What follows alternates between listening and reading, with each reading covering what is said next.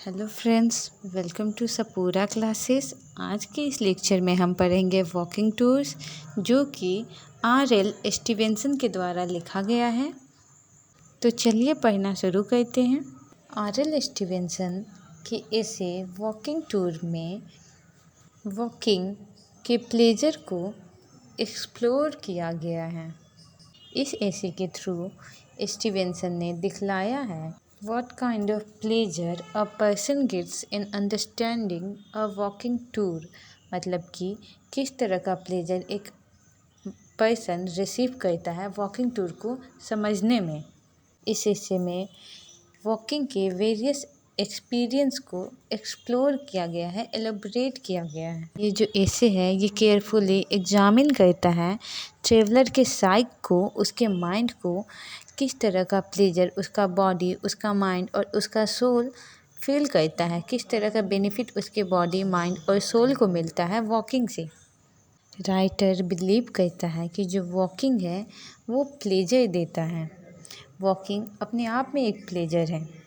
ये केवल लैंडस्केप को देखकर उसको एंजॉय करने का तरीका नहीं है। जो वॉकिंग है उसके through person, traveller natural beauty को एंजॉय करता है। ये एंजॉयमेंट, इस तरह का एंजॉयमेंट केवल एक एक्सेसरी है, मतलब कि ये एक एक्स्ट्रा प्लेजर है।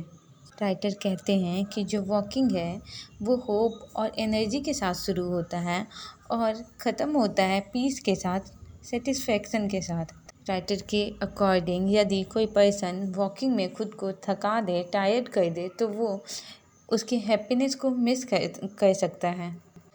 राइटर कहता है कि वॉकिंग बहुत अधिक नहीं करना चाहिए, क्योंकि जो वॉकिंग है वो एक लिक्कर की तरह है जिसका फ्लेवर अधिक अच्छा नहीं होता है, बल्कि स्मॉलर डोज में यदि हम लें तो उसके फ्लेवर को हम इंजॉय कर सकते हैं।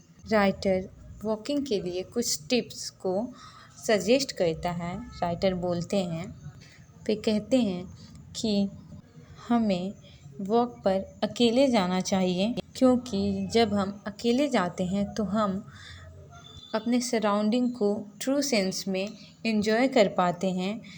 यदि हम किसी के साथ जाएंगे तो हम बातों में इन्वॉल्व हो जाएंगे और हम अपने सराउंडिंग को अच्छे से एंजॉय नहीं कर पाएंगे।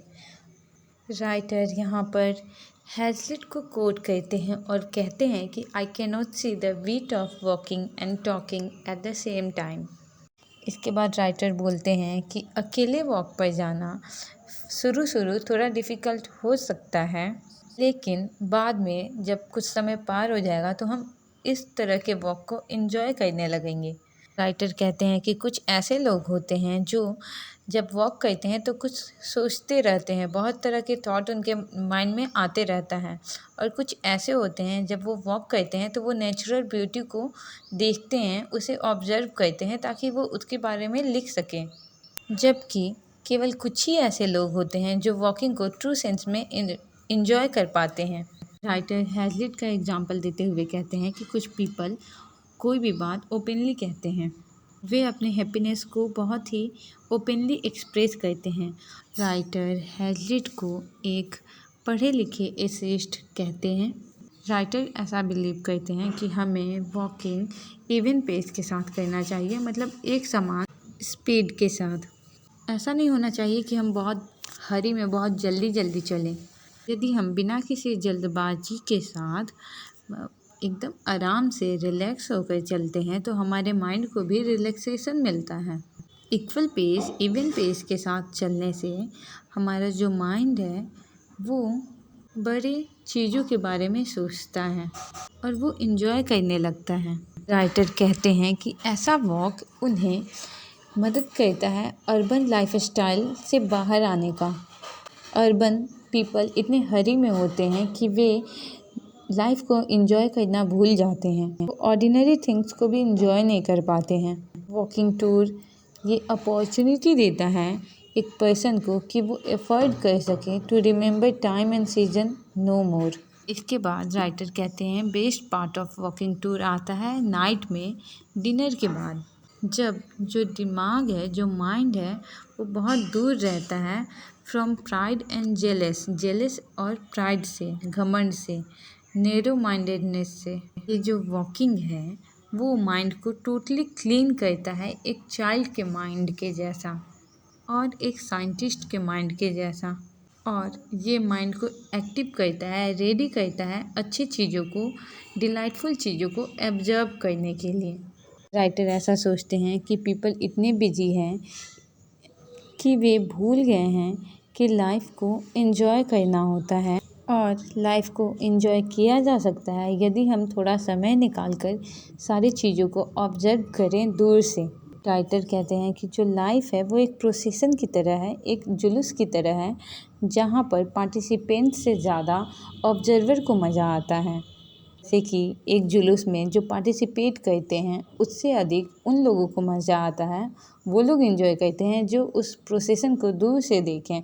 उसी तरह लाइफ भी है।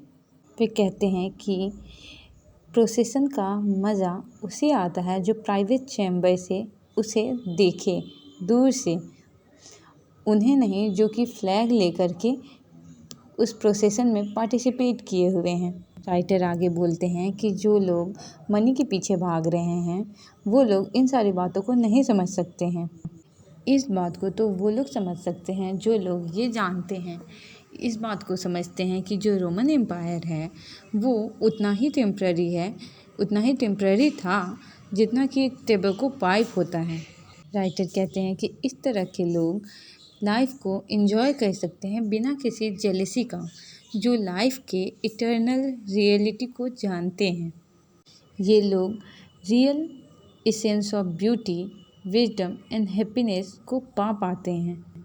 इसके बाद राइटर बोलते हैं कि जो वॉकिंग है वो डिफरेंट काइंड ऑफ एक्सपीरियंस देता है बॉडी और माइंड दोनों को। ये इसे एक ऑर्डिनरी थीम वॉकिंग टूर को लेता है और उसे बहुत ही होलिस्टिक और थ्योरेप्यूटिक एक्सपीरियंस के साथ इसे डिस्क्राइब करता है। ये जो प्रोज है वो ल्यूसिड है और सेम टाइम ये थोड़ा ऑर्नेट भी है। इस एसे में एल्यूजन का भी यूज है। राइटर ने पिलग्रिम्स प्रोग्रेस का जो कैरेक्टर है क्रिश्चियन, उसका एल्यूजन लिया है। साथ ही साथ जो राइटर है वो रेफरेंस देते हैं विलियम हेजलिट का भी। इसे में सेवरल मेटाफर और इमेजेस का भी एग्जाम्पल है। इससे जैसे कि वॉकिंग टूर स्टीवेंसन को इस्टेब्लिश करता है among the masters of modern essay. और यहाँ पर ये लेक्चर ख़त्म होता है। Thank you.